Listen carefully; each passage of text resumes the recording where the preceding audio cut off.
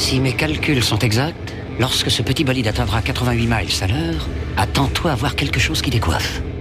À l'heure du goûter, on écoute le Magal West sur Westrack Radio. Interview, rubrique, micro-trottoir et musique sur Westrack. Nom de Zeus!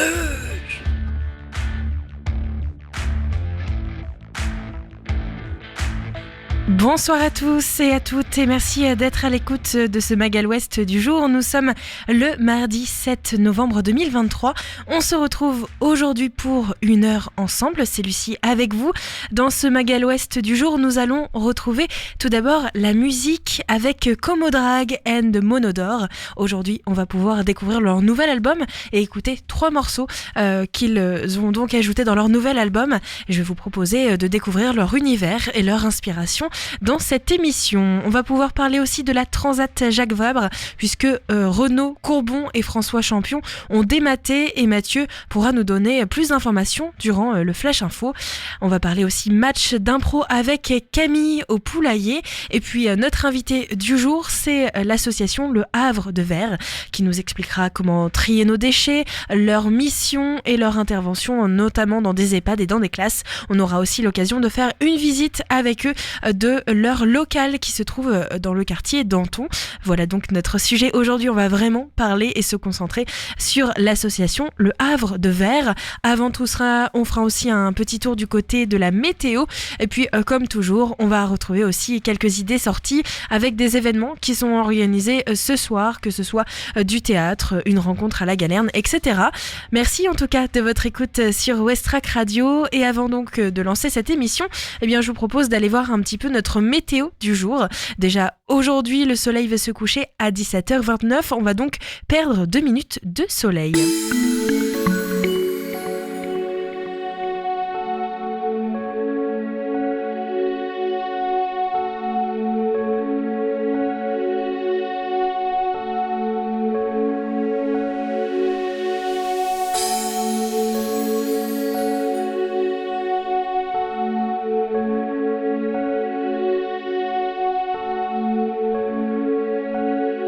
Pour cette fin d'après-midi, il y aura quelques nuages légers et pas mal d'éclaircies.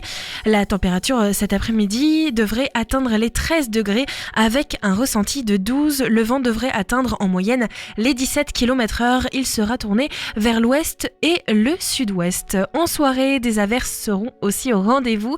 La température va retomber aux alentours des 10 degrés. Le vent devrait atteindre en moyenne les 15 km/h, tourné vers le sud-ouest. Demain, mercredi, le soleil se lèvera à 7h59 et se couchera à 17h28. On perdra donc logiquement 2 minutes de soleil. Demain matin, le ciel sera couvert. La température dans la matinée sera comprise entre 10 et 8 degrés avec un ressenti plutôt allant aux alentours de 8 et 7 degrés. La force du vent va osciller aux alentours de 29 km/h direction sud. L'humidité relative de l'air sera de 83%. Demain après-midi au Havre, attendez-vous à de légers passages de pluie. La température de demain après-midi va atteindre par exemple les 13 degrés, mais la température ressentie sera plutôt fraîche, elle sera de 12. Le vent quant à lui sera un peu plus fort, il sera environ de 32 km/h direction sud-sud-ouest. Pour demain en soirée, attendez-vous à de légers passages de pluie. La température va retomber aux alentours de 10 degrés. Il fera environ 9 degrés au niveau du ressenti sur le thermomètre. Et enfin, le vent sera compris entre 10 et 12 km/h. Il sera donc très faible, ce sera une légère brise tournée vers l'ouest. Demain, pas besoin donc en particulier de parapluie. Il devrait faire quand même froid. Alors pensez à mettre vos plus grosses chaussettes et à bien vous couvrir pour cette journée qui nous attend de demain. Concernant la Transat Jacques Vabre, eh bien Renaud Courbon et François Champion, les Havrais, ont dématé. On va en parler tout de suite avec Mathieu et les infos locales. Bonjour à toutes et à tous, les actualités locales de ce mardi 7 novembre. Les skippers havrais ne sont décidément pas à la fête sur cette 16e Transat Jacques Vabre après le forfait annoncé de Charlie Dalin. Après les péripéties de Cédric Château et Guillaume Pirouel, c'est au tour de Renaud Courbon et François Champion de voir le ciel leur tomber sur la tête ce lundi 6 novembre alors qu'ils étaient repartis de Lorient avec toute la flotte des classes 40. Eh bien, l'équipage du monocoque The Sea Cleaners Univers ENSM a annoncé en fin d'après-midi à à la direction de la course que son bateau avait dématé. L'avocat et le professeur à l'École nationale supérieure maritime ont précisé qu'ils allaient bien, que leur classe 40 n'avait pas subi de voie d'eau et qu'ils faisaient route au moteur vers l'Orient. L'huître de Normandie est officiellement reconnue en indication géographique protégée. Ce label européen permet de protéger le savoir-faire des producteurs normands. En Seine-Maritime, ils ne sont présents qu'à Veules-les-Roses. Celle-ci a été enregistrée le 24 octobre 2023 par la Commission européenne. Elle reconnaît un savoir-faire en lien avec la région où la production a eu lieu. En Normandie, première région ostréicole de France avec 25 000 tonnes produites en 2022. Les producteurs souhaitaient l'obtention de ce label depuis plusieurs années. L'IGP bénéficiera aux professionnels qui décideront de répondre au cahier des charges. Probablement la plus grande partie des 340 concessionnaires ostréicoles normands. L'IGP garantit aux consommateurs la provenance des huîtres. Ça prouve que le producteur travaille son produit du naissain à la commercialisation, ce qui représente au moins 3 ans de travail. La période des fêtes de fin d'année est pour beaucoup l'occasion de faire un don à la sortie d'un magasin contre un paquet cadeau. Mais cette année, la Ligue Havraise innove en lançant ses propres rouleaux qui ont de quoi séduire les Havrais les plus chauvins. Le design du papier cadeau met en lumière non seulement l'architecture emblématique de la ville du Havre, mais souligne également l'importance de l'inclusion et du soutien aux personnes en situation de handicap. Chaque mercredi, samedi et dimanche du 9 au 23 décembre, la Ligue Havraise tiendra un stand près de l'accueil des Docks Vauban. Ajoutez une touche havraise à vos cadeaux et soutenez l'inclusion grâce à ce papier unique également disponible à la vente au mètre pour 1,20 €. Face à 800 autres auteurs, Philippe Potonnier s'est distingué par sa poésie libre vendredi 3 novembre, une distinction pour le Havrais qui a commencé à écrire sur le tard à partir de sa retraite en 2016. 6 ans plus tard, il a publié au total 10 recueils, s'apprête à en sortir un 11e et vient de remporter le prix Arthur Rimbaud en poésie libre. Pour ce prix, il a sélectionné ses meilleurs poèmes des derniers recueils et les a soumis au jury. Et surprise dans les salons d'honneur du Sénat à Paris, le vendredi 3 novembre. Le concours a couronné un seul poète du prix international de poésie Arthur Rimbaud. C'est donc durant la cérémonie que Philippe Potonnier a découvert être le lauréat de cette récompense, une distinction qui, on l'espère, en appellera d'autres. Et enfin, ce jeudi 2 novembre, Nicolas et Laetitia Beauvais ont ouvert leur boutique de gastronomie italienne au Havre après avoir quitté leur travail respectif. Ils se sont installés aux Halles Centrales en lieu et place d'un fleuriste. Et ce couple a décidé de tout lâcher pour lancer son affaire aux gourmets d'Italie. Les deux quarantenaires qui vivent en Seine-Maritime proposent une large gamme de produits italiens. Ça va de la pizza aux pâtes fraîches en passant par le fromage, la charcuterie, les vins et aussi des desserts. Actuellement, 8 personnes sont derrière le comptoir d'Aux Gourmets d'Italie, mais les gérants cherchent toujours encore de vendeurs ou vendeuses. Vous pouvez postuler en envoyant votre CV, soit par mail au gourmet d'Italie lh@gmail.com, soit en passant directement à la boutique. Merci Mathieu, et pour ce soir je vous propose du théâtre, une rencontre à la Galerne et de la musique. Des idées sorties pour cette semaine ou ce week-end pour te culturer sur Westrack Radio. Et pour sortir sur Westrack, on vous propose à Gonfreville-Lorcher ce soir du théâtre à la fois militant et humoristique avec Jacques et Chirac. 3 comédiens font virevolter plus de 20 personnages. Les Dissot, Pasca, Julet, Garot, Sarkozy et tout le gang de Chirac. Chirac, expert de la Franc-Afrique, tisse notre 5e République et pourquoi pas la 6e, juste pour rire. Par la compagnie du Grand Soir, c'est ce soir à 20h30 à l'espace culturel de la Pointe de Caux. Il y a différents tarifs de 2 à 14 €. Vous pouvez téléphoner pour réserver au 02 35 13 16 54. De la musique ensuite, et de la musique que vous pouvez faire vous-même avec le Lavomatic Tour qui vous invite à pousser la chansonnette. Venez vous produire librement lors de cette scène ouverte à tous. Partagez un poème, une chanson, un slam, le temps d'une machine. C'est ce soir à 18h30 jusqu'à 20h30 au Lavomatic qui se trouve 72 rue Joseph Morland. L'entrée est totalement gratuite. La musique sera faite de manière acoustique. Il n'y a pas besoin d'inscription, vous vous y rendez directement sur place, soit pour profiter du spectacle, soit pour partager donc un petit morceau devant les quelques spectateurs. Et enfin, une rencontre à la Galerne avec Negar Javadi, scénariste, écrivaine. Negar Javadi est née en Iran. Elle est l'auteure notamment de Désoriental et Arène, 2 romans plusieurs fois récompensés. Ce soir, elle présente son nouveau roman, La Dernière Place, qui parle donc de sa cousine. C'est ce soir à 18h à la Galerne, c'est totalement gratuit. Vous pouvez réserver, vous pouvez donc les contacter directement sur leur page Facebook ou vous inscrire sur le site de la Galerne. Vous pouvez aussi les appeler directement ou vous rendre sur place pour cet événement. C'est donc ce soir à 18h à la Galerne.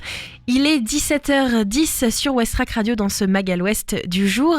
On va retrouver le Havre de Verre qui est une association qui est notre invité aujourd'hui. Avant ça, je vous propose d'écouter le nouvel album de Comodrag and Moonodore. Comodrag and Moonodore, c'est donc un groupe qui nous propose un nouvel album avec des titres donc que je vous propose de découvrir aujourd'hui. On va parler de leurs inspirations, on va parler aussi des influences qui ont fait de ce nouvel album un succès.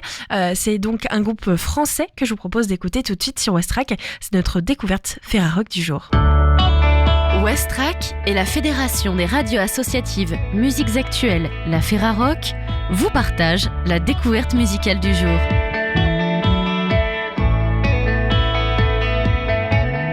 Greenfields of Amortica de Comodrag and de Moonodore est sorti le 20 octobre 2023 chez Dionysac Records. Le premier album de Comodrag and de Moonodore a été réalisé en Terre Sainte, finistérienne, en Bretagne, en France.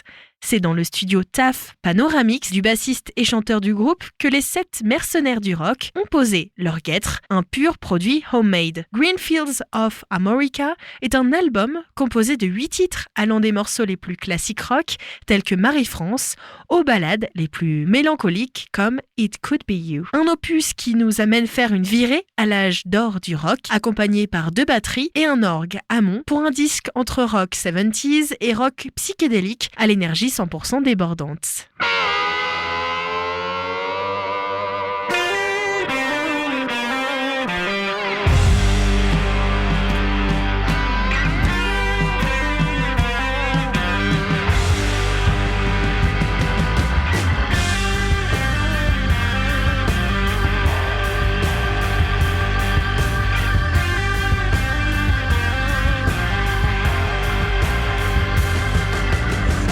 My cat, you could have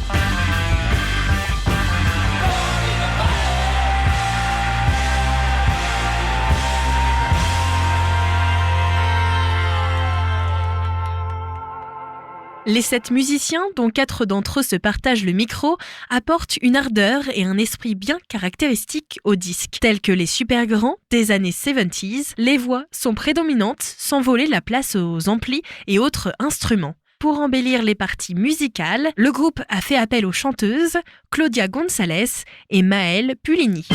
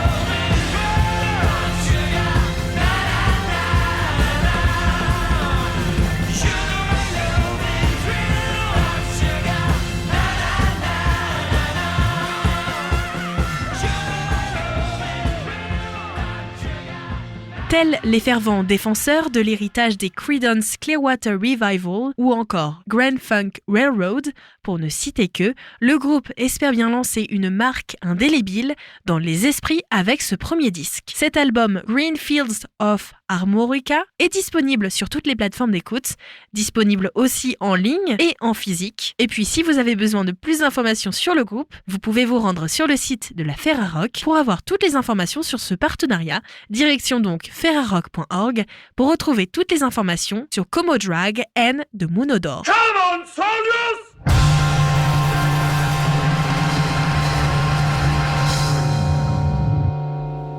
Behind you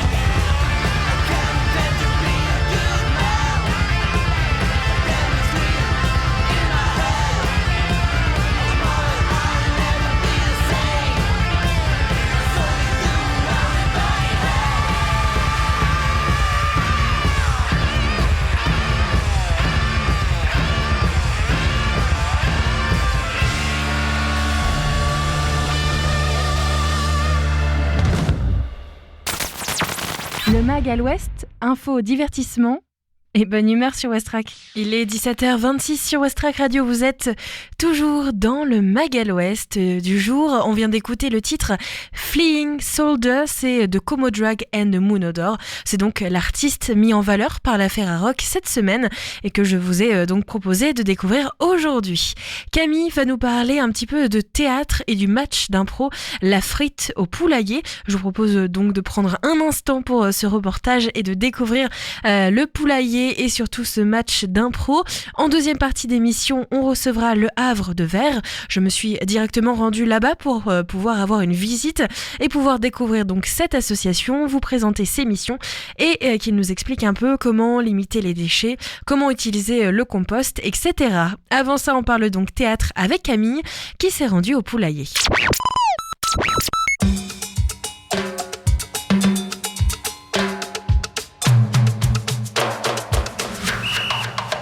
Le mercredi 20 septembre, le Poulailler Théâtre Associatif et Amateur du Havre recevait l'équipe de Gonfreville-Lorcher, La Frite, pour un match d'improvisation. Avec mon amie Abigail, on s'y est rendu et ça a été l'occasion d'échanger avec les membres de l'équipe pour découvrir un peu plus en profondeur le théâtre d'improvisation. Je m'appelle Camille, je fais partie de La Frite depuis 15 ans, 20 ans à peu près. Moi je fais partie de la catégorie des gens qui ne jouent pas sur scène mais qui assistent à tous les matchs et qui aident en backstage les copains qui jouent. Nous on est tous bénévoles donc on a beaucoup de responsabilités dans cette association, c'est-à-dire que pour faire tourner un match, il n'y a pas que les joueurs, il n'y a pas que l'arbitre et le MC, enfin il n'y a pas que le staff de scène, il y a aussi le staff hors scène, donc la musique, la lumière, les entrées, la caisse, la billetterie, le catering. C'est des postes qui sont aussi importants que les postes scéniques et qui font tourner l'association au mieux. Moi je suis nouvelle au Havre, je viens de découvrir cette association. Ça fait combien de temps qu'elle existe ? Alors elle a été créée en 1991, donc ça fait 32 ans. Et on a fêté les 30 ans il y a 2 ans du coup. Et ça a été créé par en fait un groupe de copains qui est parti au Québec. L'improvisation théâtrale vient du Québec. Donc un groupe de copains qui est parti au Québec et qui est revenu en se disant il faut absolument qu'on monte notre troupe au Havre. Ce qu'ils ont fait. La Frite perdure depuis avec plus ou moins de membres, mais là on tourne depuis 5-6 ans à 60 adhérents à peu près. Donc ça tourne bien. On fait un spectacle par mois au Poulailler, donc rue Général Sarail au Havre, et un spectacle par mois à l'ECPC, Espace culturel de la Pointe de Caux à Gonfreville-Lorcher. Et on est une association gonfrevillaise, c'est-à-dire que c'est Gonfreville-Lorcher qui nous subventionne le plus et qui nous donne énormément de très bonnes conditions de jeu, notamment à l'ECPC. T'as aussi fait du théâtre d'improvisation ou pas ? Moi j'ai baigné dedans parce que quand j'étais adolescente, ma sœur a commencé à en faire, ma sœur qui est plus âgée, et donc je venais à tous les matchs, à toutes les représentations, enfin je voyais bien qu'elle s'amusait énormément sur scène, elle fait toujours partie de l'association d'ailleurs, et du coup moi j'étais embrigadée dedans adolescente. T'as dit que t'as baigné dans l'improvisation, mais ça t'a jamais intéressé d'en faire toi ? Alors non, parce que moi j'ai peur du public en fait. Mais j'aime beaucoup l'ambiance en fait. La Frite c'est une grande famille, c'est un grand groupe de copains, ça évolue chaque année, mais en même temps ça reste convivial, ça reste amical, il y a une très bonne ambiance, j'adore cette ambiance là, j'adore en faire partie, et c'est une très belle association, je veux pas la quitter tout de suite. Et j'ai vu que du coup c'était interactif avec le public. Le concept d'un match d'improvisation, c'est qu'il y a un arbitre, il y a 2 équipes, et le public du coup participe en votant à la fin de chaque improvisation quelle équipe ils ont préféré voir sur scène. Après on peut leur demander des thèmes, après c'est l'arbitre qui choisit, mais il peut leur demander des thèmes, il peut leur demander des lieux, c'est vraiment interactif avec le public dans le sens où le public peut être acteur de l'improvisation en elle-même. Des fois on fait même venir des gens sur scène pour des catégories spécifiques où les gens doivent prendre des positions ou sont partie prenante de l'improvisation, enfin voilà. Les matchs du coup, c'est combien de la fréquence ? Alors au Poulailler, on en a un tous les mois, c'est le mercredi, et à l'ECPC c'est aussi généralement un par mois sauf en mars, et on a un grand tournoi international sur le week-end de la Pentecôte. On invite 3 équipes internationales francophones généralement, et ils viennent pour 3 soirs de match avec 2 matchs par soir. C'est sur le week-end de la Pentecôte, donc vendredi, samedi, dimanche. Et est-ce que l'équipe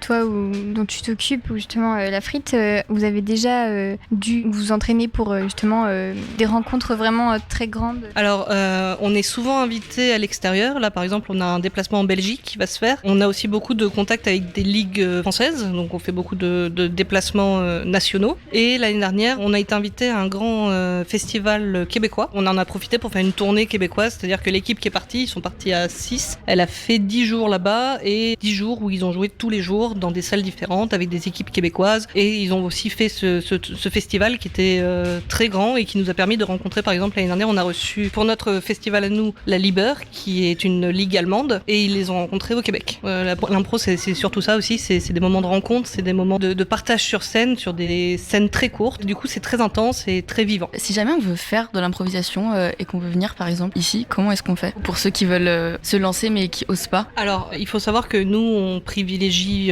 beaucoup le spectacle, donc généralement on met pas des novices sur scène. On attend qu'ils aient appris le fonctionnement de l'impro parce que c'est un fonctionnement particulier, c'est comme le théâtre, il faut avoir les trucs, il faut avoir la connaissance, le bagage culturel pour pouvoir faire de l'impro. Mais après, n'importe qui peut se lancer. Là, on a des gens qui sont encore en études, aussi bien que des gens retraités qui veulent s'y mettre. Il faut juste se lancer, il faut pas avoir peur, il faut venir nous rencontrer et on vous expliquera la marche à suivre. C'est pas très dur, faut adhérer, c'est 45 € l'année, c'est pas très cher. Et après, nous, on vous entraîne tous les mois, enfin toutes les semaines, à justement avoir tous ces trucs pour vous lancer sur scène. Moi, je m'appelle Julie, j'ai 34 ans et je fais de l'impro depuis 12 ans. T'as directement été intéressée par le théâtre d'improvisation ou d'abord tu t'es tournée vers le théâtre Je faisais pas du tout de théâtre, c'est quelque chose que... C'est même pas que ça m'attirait pas, j'avais pas forcément baigné dedans. J'ai ma meilleure amie qui connaissait la frite depuis petite, qui allait voir tous ces spectacles. Et en fait, elle a pas voulu se lancer toute seule. Donc j'ai été la bonne copine qui s'est lancée avec elle. Et en fait, j'ai accroché dès le premier entraînement. Au final, j'y suis toujours et ça m'a énormément plu. Est-ce qu'il y a des exercices spécifiques qu'on fait avant un match? Alors,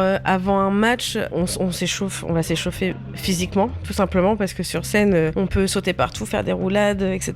Donc forcément, on échauffe le corps comme n'importe quel, comme un sport en fait. Voilà, on s'échauffe les chevilles, les poignets. On va faire quelques exercices de passage d'énergie. Ça va permettre de souder le groupe et puis de monter un peu en énergie et de pas être tout ramollo quand on va rentrer sur scène. Et puis en général, après, on va commencer à faire quelques petites impros, ce qu'on appelle les impros claques par exemple. C'est des mini-impros de 10-15 secondes, histoire de, encore une fois, une cohésion de groupe. Parce que là, au Poulailler, on joue frite contre frite, donc on se connaît. Mais quand on joue à l'ECPC de Gonfreville, c'est une équipe invitée. Donc ça arrive souvent qu'en fait, les joueurs qu'on a en face de nous, c'est la première fois qu'on les rencontre. Donc ça permet aussi de commencer à avoir quelques affinités, voir comment l'autre personne joue. Le fait de faire quelques petites impros comme ça va permettre aussi de réveiller son cerveau et de muscler son cerveau avant et d'être vraiment dans une énergie assez haute avant de monter sur scène. Et qu'est-ce qu'on peut retrouver justement quand on va voir un match d'improvisation? Ça serait long de citer toutes les catégories parce qu'il y en a énormément. Faut savoir, hein, on sait rien à l'avance. La seule chose qu'on sait peut-être une heure avant de monter sur scène, c'est les catégories qu'il a envie d'aborder. C'est juste histoire d'expliquer et qu'on ait tous la même info sur quelle catégorie va tomber le soir. Mais sinon, tout ce qui est thème, etc., on sait rien à l'avance. Il peut y avoir des impros qu'on dit libres, c'est-à-dire qu'il n'y a pas de catégorie, il y a juste un thème et on crée une histoire. Et puis il peut y avoir des impros avec des catégories. Alors ça peut être aussi bien des catégories de style, par exemple faire une impro à la manière de Pagnol, Molière, de science-fiction, western, etc. Et puis il peut y avoir des improvisations, moi je l'appelle un peu plus poète-poète, dans le sens où ça va être des impros avec accent, des impros où on a des positions particulières à garder, des contraintes physiques, ça peut être des contraintes d'accent ou même des contraintes scéniques qui sont imposées. Est-ce que cet exercice d'improvisation il t'aide un peu dans la vie de tous les jours En réalité, je pense que c'est une réponse logique que je veux dire, mais rien que dans la prise de parole, ça aide forcément même dans la confiance en soi. Voilà.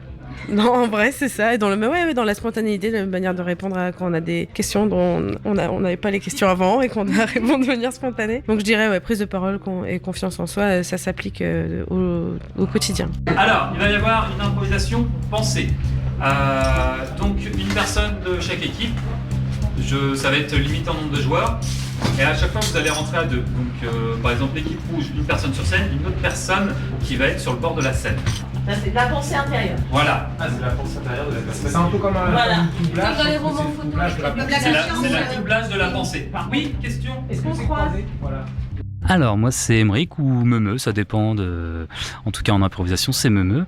Et je suis arrivé en septembre 2012, donc ça commence à faire. Et sinon oui, moi je suis arrivé un peu par hasard, j'ai vu la lumière, je suis rentré. Et depuis je suis jamais reparti. parce que c'est vraiment une bande d'amis un petit peu déjantée et ça permet vraiment de s'exprimer après une journée de travail ou n'importe quoi. C'est l'exutoire, on s'amuse, on s'éclate et en plus de ça, on peut s'éclater avec le public. Je m'appelle Lila, je fais de l'impro depuis, plus de 10 ans, ça date, ça me rajeunit pas. J'ai toujours fait de l'impro au sein de la Frite. Auparavant, j'ai fait aussi un peu de théâtre de texte, mais j'aime bien la Frite pour tout le côté justement impro, folie, lâcher prise, etc. quoi. Voilà.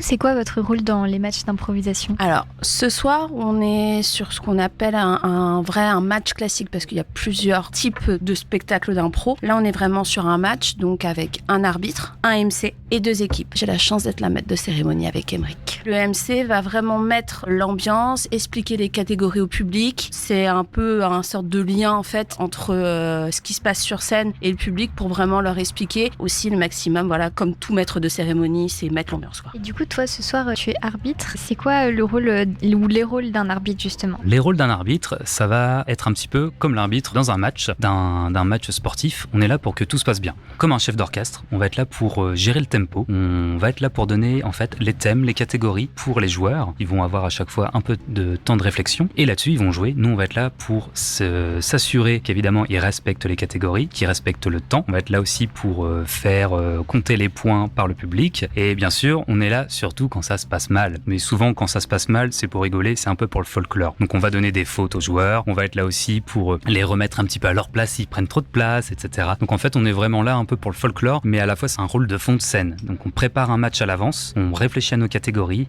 à nos thèmes, on essaie de donner une couleur à un match, on essaie de s'adapter aussi aux joueurs qu'on va avoir pour qu'évidemment, tout le monde s'amuse à la fois sur scène et surtout dans le public. Les rôles, ils peuvent changer à chaque fois, en fait. Oui, c'est ça. En fait, chaque spectacle, on peut s'inscrire. Après, selon le type de spectacle, on a plusieurs rôles qui sont définis. Il y a des rôles sur scène, que vous voyez comme les joueurs, le MC, l'arbitre, mais il y a aussi des rôles qu'il ne faut pas oublier en off, tout ce qui va être à la régie lumière, son, les entrées, les caisses, le catering, tout ce qui va être nourriture, etc. Donc les rôles peuvent vraiment varier, on peut faire de tout. C'est ça qui est sympa. Je sais que vous devez aimer un peu tout ce que vous faites, mais est-ce que vous avez quelque chose que vous préférez faire en rôle, on va dire, entre guillemets?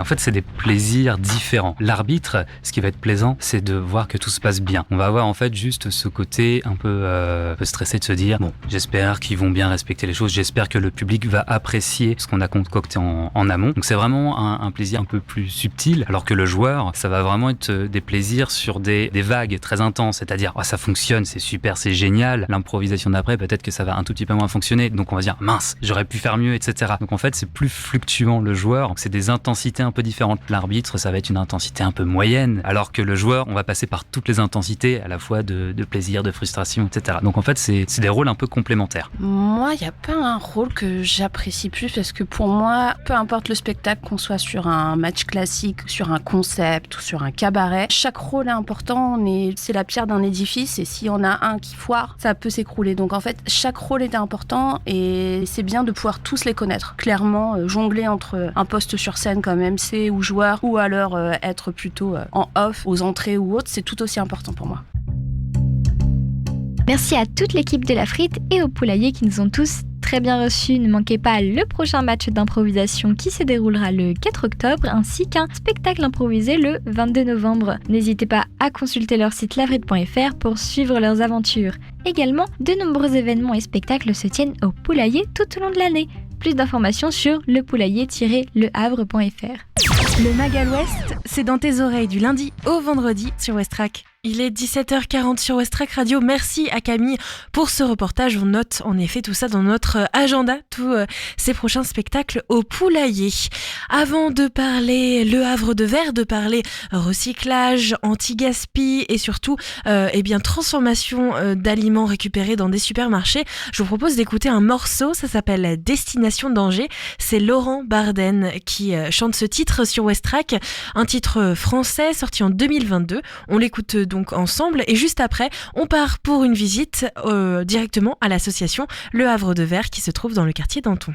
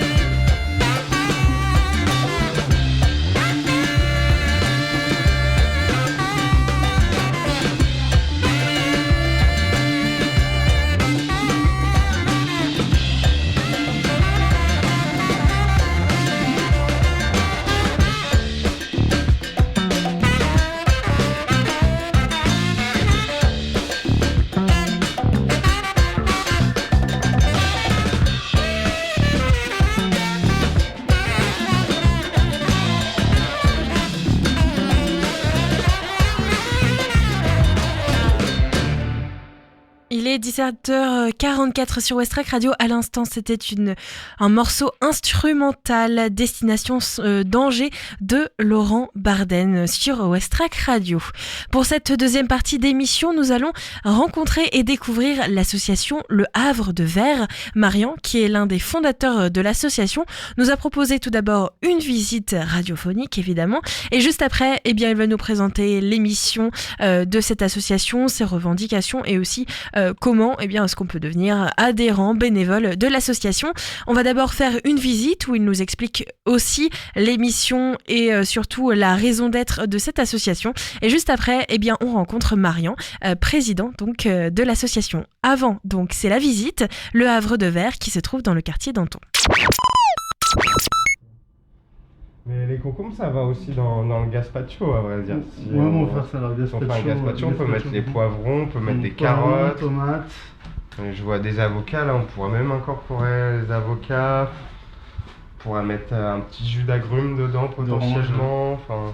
Bah ouais, carrément. Ouais, gazpacho, pourquoi pas. Ouais, c'est parti. Allez, let's go. Bonjour, bienvenue au Havre de Verre. Je peux vous présenter l'association peut-être ? Comme je viens de l'indiquer, on est une association que j'aime bien définir moi d'écologie sociale et solidaire. On fait de l'ESS mais à notre manière. On se présente comme une association qui fait de la permaculture urbaine. C'est un mot un petit peu technique mais grossièrement on met en avant la nature, on essaie de comprendre un peu comment elle fonctionne. On essaie de partager un peu équitablement ses ressources, que le jardin est vraiment un des sujets importants de notre association. L'origine de l'association même c'est le compostage. Donc l'association a été créée pour mettre en avant le compostage, essayer de partager les bonnes pratiques. On élève des vers de terre un peu spécifiques qui nous aident à mettre en avant un peu ce compostage. Et donc pour l'aspect nature principalement. Et il y a un aspect alimentaire aussi qui est très important ici. En fait, on collecte des invendus de fruits et légumes plusieurs fois par semaine, lundi, mercredi, vendredi. On fait un tri dans ces invendus pour voir qu'est-ce qui est encore comestible. Donc environ 80% des 100 kilos qu'on peut collecter à chaque fois est encore bon. C'est des fruits et légumes qui malheureusement finissaient à la poubelle avant notre intervention.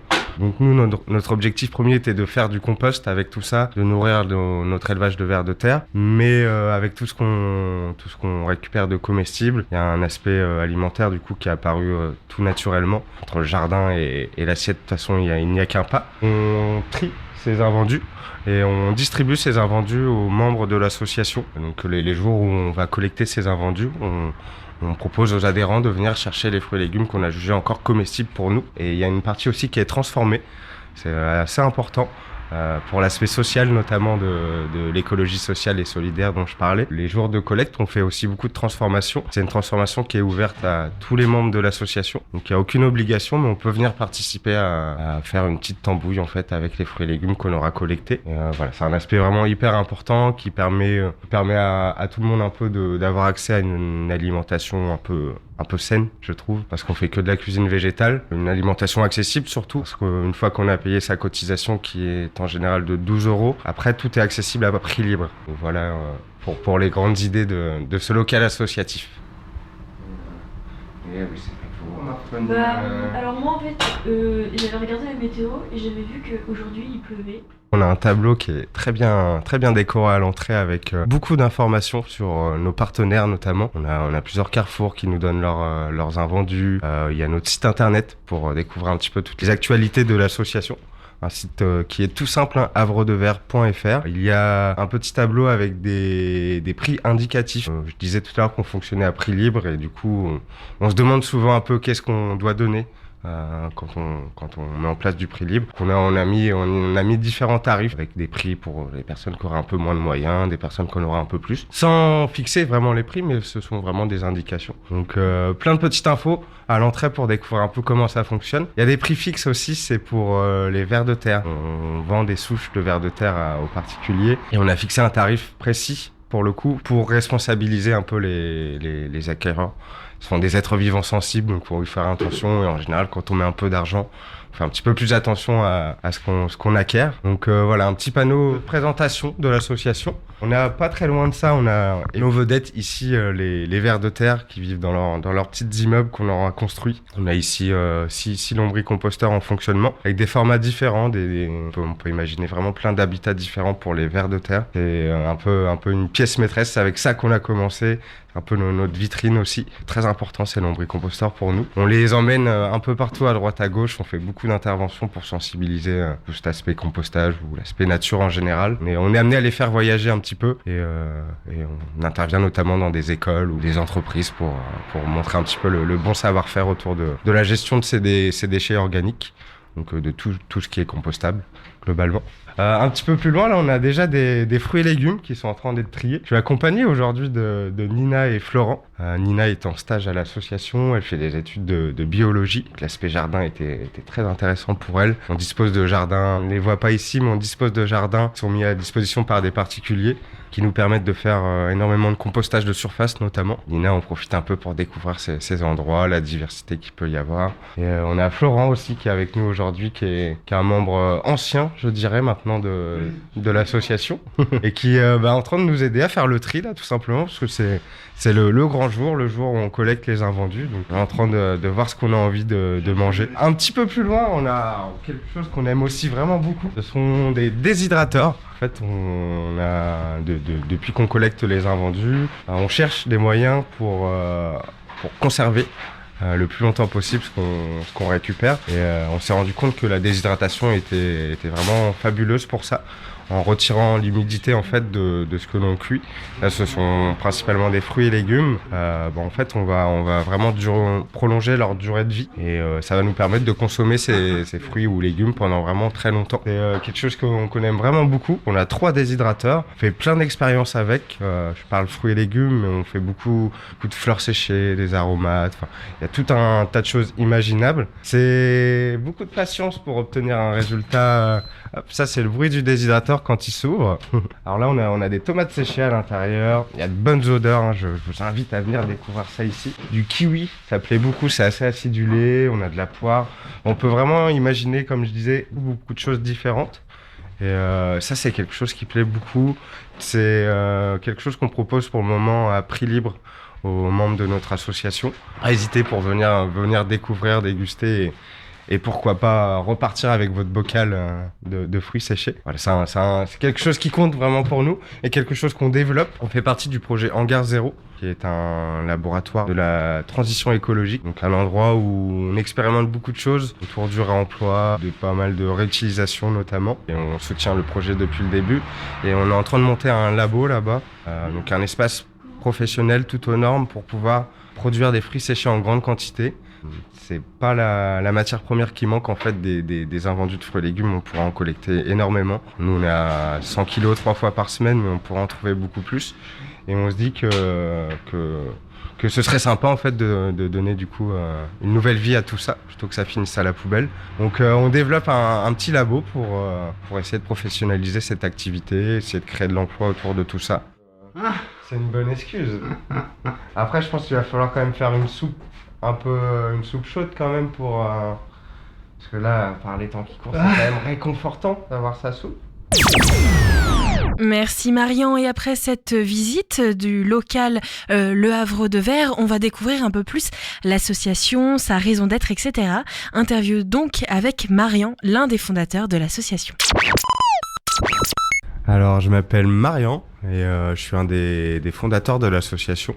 Je suis salarié à l'heure actuelle de l'association et je suis un peu le coordinateur de l'espace associatif du Havre de Verre. On a un local avec pas mal d'activités. J'essaie de coordonner un peu les différentes personnes qui utilisent ce lieu, faire en sorte que tout le monde soit dans de bonnes conditions. Je suis un peu à l'accueil, on va dire, en quelque sorte. Et puis, je suis là pour accompagner toutes les personnes qui veulent découvrir ou aider l'association Havre de Verre. Ce matin, vous avez été récupérer plusieurs fruits et légumes de supermarché. Comment ça se passe, le tri ? J'ai vu qu'il y avait un tri qui était fait au préalable avant de pouvoir cuisiner les légumes. Ça se passe comment pour vous ? Alors le tri est assez simple, hein. On fait parler nos sens en général pour savoir si un fruit ou un légume est encore bon. Avec l'odeur notamment, on peut savoir si des choses sont un peu passées et plus comestibles pour nous. Et puis en regardant tout simplement le fruit, ils ont des formes étranges mais ça ne change rien à leur goût. Après parfois ils commencent un petit peu à moisir à certains endroits, mais on a d'autres parties comestibles. Donc en fonction du niveau de décomposition, on va dire, du fruit ou du légume, on va juger si on peut encore en manger une partie ou non. C'est au cas par cas, faut regarder un petit peu chaque fruit, chaque légume. Mais la plupart de ce qu'on récupère est comestible, donc ça se fait assez simplement. L'objectif de ce tri est de faire du compostage ou des transformations culinaires. On fait attention à retirer tout ce qui n'est pas naturel dans notre tri. Et je pense notamment aux étiquettes. On trouve des étiquettes un peu partout et ça c'est quelque chose qu'on essaye d'éviter de redonner à la nature. Donc c'est aussi une étape importante de notre tri. Quand on commence dans cette association, j'imagine qu'on a un peu le cliché, c'est-à-dire qu'un fruit qui commence à se décomposer, on va se dire il est pas bon à manger, donc faut aussi laisser un peu tomber ses préjugés. On n'est pas en supermarché, donc le fruit ne va pas être rose ou rouge d'une couleur très flamboyante. C'est pas parce qu'il est un peu abîmé qu'il n'est plus comestible. Oui, exactement. Ouais. C'est un aspect hyper important. On n'est pas là pour juger le fruit à son aspect visuel. Il faut voir ce qu'il y a à l'intérieur. C'est quelque chose qu'on essaye de partager, de rééduquer. Et je pense à l'agriculture biologique. On trouve pas les mêmes fruits, les mêmes formes de fruits ou de légumes que dans les supermarchés. Et c'est vrai que parfois on est un peu surpris quand quelque chose a une forme un peu surprenante. Et parfois c'est encore meilleur quand il y a cette forme un peu étrange. Donc faut oser en tout cas, faut oser, et puis on se rend compte assez vite de la richesse. Tout est ensuite installé sur une table et il y a ensuite une petite réflexion qui est faite entre vous avec les bénévoles. Qu'est-ce qu'on va faire à manger ? C'est ça en fait, on réfléchit à une recette qui pourrait utiliser le maximum de fruits et même de légumes. Exactement, oui. On est que dans la cuisine végétale. Toutes nos recettes contiennent uniquement des choses d'origine végétale. On a supprimé les produits d'origine animale. Je pense la viande, le poisson, c'est les choses principales. Mais aussi le lait, les œufs, plein de choses qui sont issues des animaux. En prenant ça en compte, on essaye d'élaborer des petites recettes. Notre base de travail sont les fruits et légumes. On a tout un tas de farines, de levures, d'épices pour agrémenter et faire des préparations. Et donc oui, il y a un bon moment de réflexion. On sait jamais ce qu'on va avoir comme fruits et légumes à l'avance, donc on est bien obligé d'improviser. Après, ça respecte plus ou moins les saisons, donc on sait qu'en ce moment là, on a beaucoup de raisins, on commence à avoir des agrumes, on a eu beaucoup de courges dernièrement. Donc il y a des moments de l'année où on fait des recettes un petit peu plus régulièrement. Là, il fait un petit peu plus froid aussi, donc la soupe est souvent mise à l'honneur. Après, c'est en fonction des personnes qui sont présentes. Chacun a sa propre réflexion, ses propres expériences en cuisine. Et en fonction de ça, on arrive à élaborer des plans ensemble. Alors, Florent me proposait de faire un gazpacho, une petite soupe froide. Oh, on a un oiseau qui vient de rentrer dans le... Quand je vous dis que la nature est à l'honneur ici, une petite mésange, je dirais. Waouh. C'est un refuge pour tout le monde, donc même les petits oiseaux viennent ici. Et donc on a décidé de faire un gazpacho aujourd'hui parce qu'en fait on a énormément de tomates, beaucoup de concombres, du poivron, enfin tout ce qu'il nous faut pour ça. Ça paraît assez évident. On n'a pas encore toute la collecte d'invendus, donc on va voir après ce qu'on aura comme autres fruits ou légumes. Mais là, par rapport aux quantités qu'on avait, ça nous semblait la chose la plus évidente. Après, on a pas mal de raisins et d'agrumes, donc on va probablement faire des jus de fruits aujourd'hui. On a ce qu'il faut pour faire ça.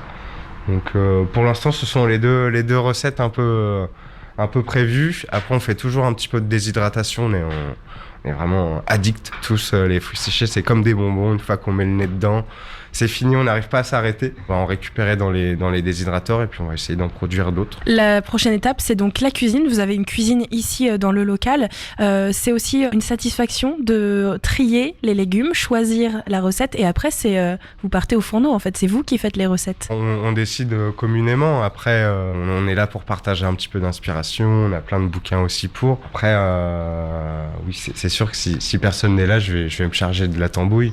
Mais l'idée, c'est que ce soit quand même plutôt collectif, partagé. Et on évolue en tout cas dans ce sens-là. On a de plus en plus de personnes qui participent au quotidien. On a des chefs pâtissiers qui sont très bons. Enfin, je pense qu'on va avoir une belle équipe là encore sur la journée. Et j'ai plutôt confiance sur le fait qu'on distribue de super bonnes choses encore aujourd'hui. On va encore improviser, voir ce que nous réserve cette journée. Pour récupérer ces légumes, il faut donc aller voir les supermarchés. Est-ce que c'est compliqué aujourd'hui d'aller voir les supermarchés et de leur dire que vous êtes une association, que vous souhaitez du coup éviter tout ce qui est gâchis, etc. Ou les supermarchés sont plutôt partants justement pour rendre ces légumes à d'autres personnes qui pourront en avoir une utilité. On est généralement bien reçus dans les supermarchés qu'on démarche. Après, il faut pas mettre tout le monde dans le même sac. Il y a des commerces qui sont déjà responsables et qui nous ont dit qu'ils n'avaient pas besoin de nous. Et nous, c'est vraiment ce que l'on espère. On est là vraiment pour sensibiliser, pour essayer de montrer un peu les bonnes pratiques. Mais si tout le monde pouvait s'y mettre, je pense que ce serait encore plus efficace. Quelques bons exemples qui se débrouillent très bien par eux-mêmes. Et la plupart du temps, quand on leur explique notre démarche, ils comprennent tout de suite l'intérêt. C'est aussi parfois une manière de mettre en avant aussi leur établissement. On a la chance, en fait, c'est que la loi aussi encourage les petites les grandes surfaces sont dans l'obligation de trier et de revaloriser leurs biodéchets. Et pour les petites et moyennes surfaces, il n'y a pas encore l'obligation, mais la loi évolue dans ce sens-là. Et donc nous, on profite un petit peu de ça aussi. Et c'est une loi qui permet notamment aux associations de récupérer ces invendus. Donc la démarche est pas trop compliquée pour nous. Faut réussir à avoir les bons interlocuteurs. Ça, c'est pas toujours évident de tomber sur le responsable du magasin. Généralement, on est très bien reçu et la plupart du temps, on se rend compte de la bêtise que c'est que de jeter tout ça à la poubelle. C'est souvent un manque de temps, un manque de qualification. Et donc on est plutôt content de trouver Havre de Verre quand on se présente en tout cas. Pour sensibiliser sur le Havre, il n'y a pas que les grandes surfaces, il y a aussi les écoles, les entreprises. Vous avez toute une action autour de la sensibilisation. Est-ce que vous pouvez m'en parler ? C'est vrai qu'on commence à avoir une forte expérience dans les interventions, dans la sensibilisation en général. Ça fait 7 ans que l'asso existe et ça fait environ 5 ans qu'on fait des interventions. On est intervenu en école, en entreprise, dans des EHPAD, dans vraiment plein d'établissements différents. Et c'est vraiment une expérience qui est hyper enrichissante pour nous. Et je pense importante pour le public que l'on touche. On se fixe vraiment aucune limite. On est là pour toucher tout le monde. Après, le plus important, on pense, c'est de toucher les jeunes, toucher les enfants. Ils ont un impact aussi qui est important sur leurs parents. Donc les interventions en école, c'est vraiment quelque chose qu'on aimerait développer encore plus. On a eu déjà la chance d'en faire, mais on aimerait en faire d'autant plus. Et pour nous, c'est vraiment la partie quasiment la plus importante de l'association où on est là, on essaye de faire du bien autour de nous et de montrer un avenir un peu différent. C'est un peu les valeurs de notre association qu'on essaye de transmettre autour de nous par ces ateliers. Et des ateliers qui sont très variés. On peut faire découvrir le lombricompostage dans nos ateliers. On fait des bombes de graines, un petit mélange de terreau, d'argile, plein d'ingrédients pour mettre dans les bonnes conditions les graines. On fait du tac végétal, ça s'appelait beaucoup aux petits et grands. On fait vraiment tout un tas de choses autour de la nature. Et puis l'aspect alimentaire également qui nous permet un peu de comprendre que par exemple des épluchures de carottes, on peut les consommer assez facilement. On a pris l'habitude en général d'éplucher pas mal de choses, mais il y a beaucoup de richesse dans ces épluchures. Et c'est une autre forme de sensibilisation de par la cuisine. On montre qu'il y a beaucoup de richesse parfois dans nos poubelles. Plein de choses différentes qu'on essaie de transmettre via ces animations, ces ateliers de sensibilisation. Après la sensibilisation, vous avez sûrement des personnes qui veulent vous rejoindre. Comment ça se passe pour devenir bénévole ici et notamment adhérent aussi ? Alors l'adhésion est assez simple. On a un petit formulaire à remplir sur le site Hello Asso en cherchant Havre de Verre, l'association, notre association. On peut aussi s'inscrire directement sur le site internet de l'association, sur havredevert.fr. C'est le même formulaire à remplir, ça passe quoi qu'il arrive par Hello Asso. L'adhésion est à 12 € pour une année complète, de janvier à janvier. Là on est en fin d'année, donc c'est 2 € à l'heure actuelle pour être membre de l'association. Et au mois de janvier on va repartir à 0. Un système qui se fait en ligne plutôt. On faisait ça sur papier auparavant, mais c'est beaucoup plus simple pour nous à gérer de cette manière et ça évite de faire des déchets parfois qui sont évitables en tout cas. On a nos 3 jours d'ouverture où tout le monde sait qu'on peut venir aider à ces moments-là. Après il y a plein d'autres moments où on peut participer, mais les jours de tri et de transformation sont vraiment les moments phares où les bénévoles de l'association participent. On est amené à avoir pas mal de monde qui participe. Après c'est en fonction du temps, de l'envie des uns ou des autres. Mais je le répète, il n'y a aucune obligation. On a des groupes qui permettent un peu d'indiquer quand on sera présent. Enfin, on cherche encore un peu à développer cet aspect-là. On hésite à mettre en place des plannings de participation, mais pour le moment c'est vraiment très libre. Chacun vient comme il veut, quand il veut. On peut rappeler les jours d'ouverture et puis vous avez aussi un site. Alors oui, donc nous sommes ouverts les lundis, mercredis et vendredis, un jour sur deux dans la semaine. Notre local est situé dans le quartier Danton, donc on est au 13 rue de Tourville précisément. On n'est pas très loin de la place de Danton. Le lundi, mercredi et vendredi, nous sommes ouverts de 10h à 19h. Donc il y a possibilité de venir découvrir cet espace associatif. Et notre site internet, c'est havredevers.fr. Merci Marian pour cette visite et si vous voulez retrouver plus d'informations, vous pouvez bien sûr les suivre sur Facebook ou directement sur le site et vous pouvez réécouter cette émission et cette interview directement sur le site de Westrack dans l'onglet podcast. Il est 18h05, il est donc temps de se quitter sur Westrack. On se retrouve demain à 17h. Demain nous serons mercredi. On parlera donc ciné, séries, plateformes de streaming, etc. On parlera notamment de Daniel Radcliffe, l'acteur de Harry Potter, qui va prochainement sortir un documentaire. On en parle demain à 17h et on se quitte en musique. Je vous propose un voyage aux États-Unis, à Los Angeles, pour cette fin de journée. C'est un duo, Orgone et Terine Hector, qui nous chante le titre Working for Love, une chanson d'amour pour se quitter sur Westrack. Très belle soirée et à demain.